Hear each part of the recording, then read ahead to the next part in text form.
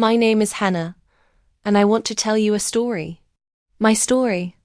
I am 34 years old, and I live in Boston, Massachusetts, with my two beautiful daughters, Grace and little Nora. To the outside world, we might look like any other small family trying to make it through life, but behind our smiles lies a journey filled with heartbreak, struggle, and, ultimately, hope. I didn't have much of a childhood myself. My mother passed away when I was very young, leaving a hole in my heart that never truly healed.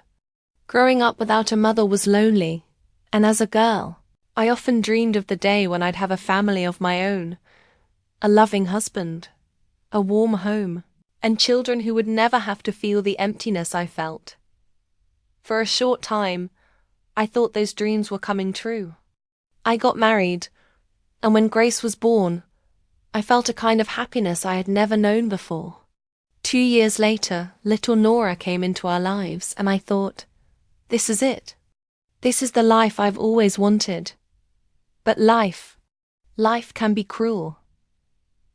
When Nora was just a baby, my husband walked out on us. No warning, no explanation, just gone. I can still remember that day, standing at the door holding my newborn in my arms, waiting for him to come home, and realizing he never would. I felt abandoned and broken. Suddenly it was just me and my girls against the world.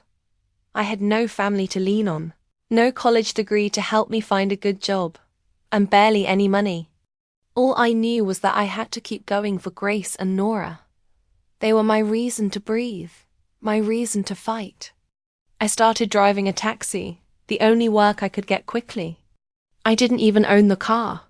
I rented it each month, which meant that no matter how many hours I worked, a huge chunk of my earnings went straight back to the owner.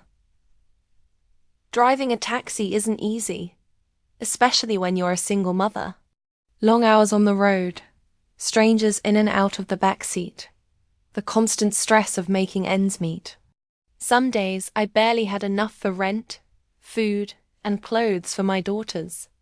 Many nights I came home so late that my girls were already asleep, and I would just sit by their beds, watching them breathe, whispering promises to them as tears rolled down my face. I promised that someday things would be better, but life seemed to test me at every turn. I worked through exhaustion, sickness, and loneliness. My hands were cracked from the cold, my body ached from sitting behind the wheel for hours, and my spirit felt like it was breaking. Still, I pushed forward. I couldn't give up, not when my daughters needed me so much. Then came the night that changed everything. It was bitterly cold, with rain turning to ice on the streets. The car's heater wasn't working, and the windows kept fogging up. I had just finished my last passenger drop-off and was driving home with Grace and Nora in the back seat, both bundled in blankets. My eyes were tired, my body drained, but I just wanted to get home safely. Suddenly, the car skidded. I tried to regain control, but the tires slid across the ice. Everything happened so fast, the screeching of metal, the sound of my daughters screaming, the shattering of glass. When it was over, there was silence. Then pain. I couldn't move my leg. The pain was so intense that I couldn't even breathe. My girls were crying, but by some miracle, they weren't hurt. I thanked God for that.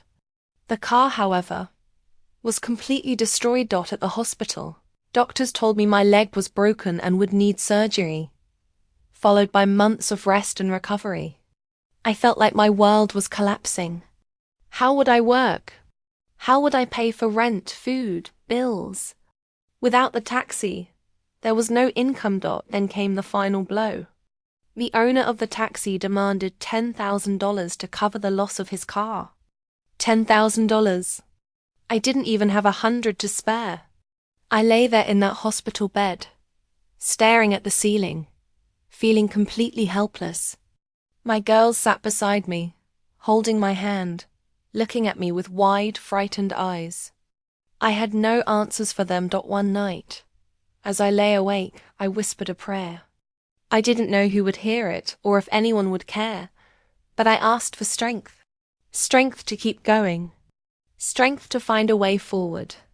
The next day, everything began to change. Someone had shared my story online, along with a photo of Grace and Nora by my hospital bed. I didn't know it at the time, but people all over were reading about us. Strangers moved by our pain. Messages of love and support began pouring in. Small donations trickled through, just enough to buy food and a little hope. It was overwhelming to realize that people I'd never met actually cared. Then, one afternoon, the hospital room door opened, and in walked a young man with a small team. He introduced himself softly, with a warm smile, and told me he had been following my story. I didn't know what to expect. Maybe he had come to wish me well, maybe to offer a few kind words. But what he did next left me speechless. He told me that he had already paid off my hospital bills. Every single penny.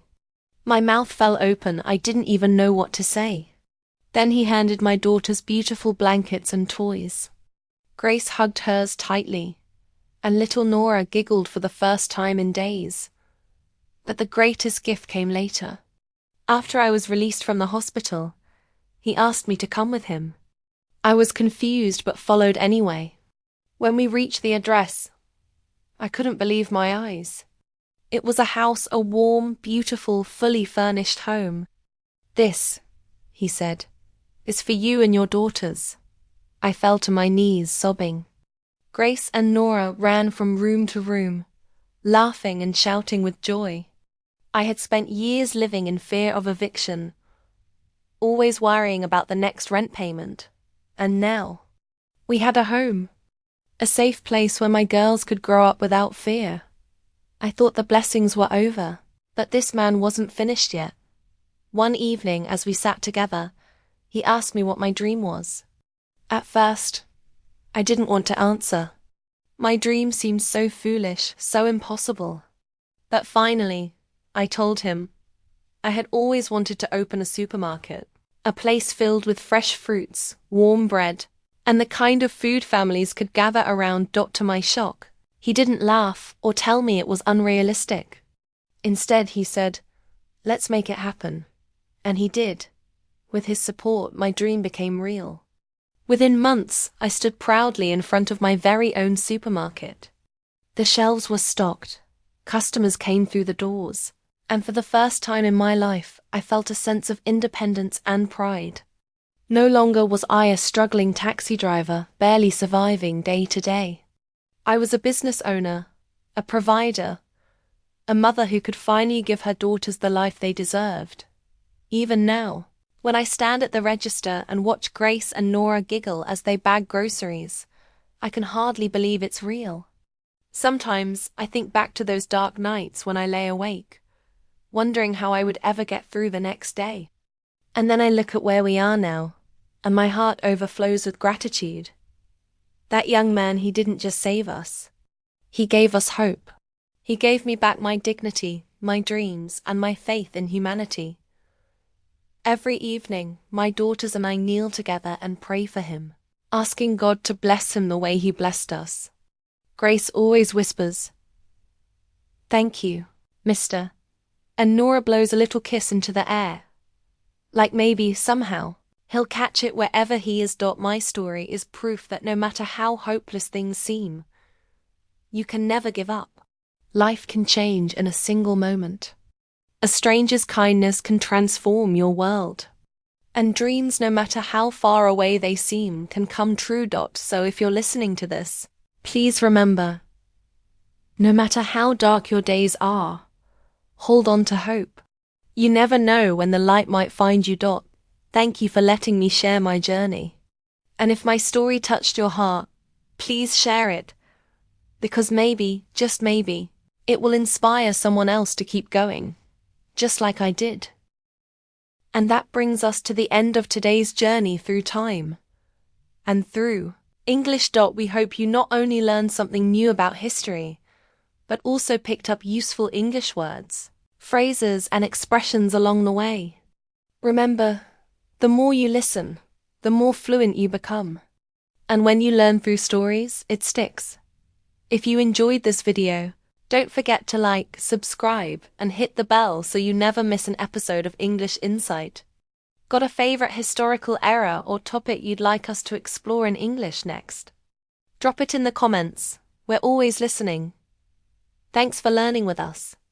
Keep practicing, keep exploring, and as always, stay curious. See you in the next video.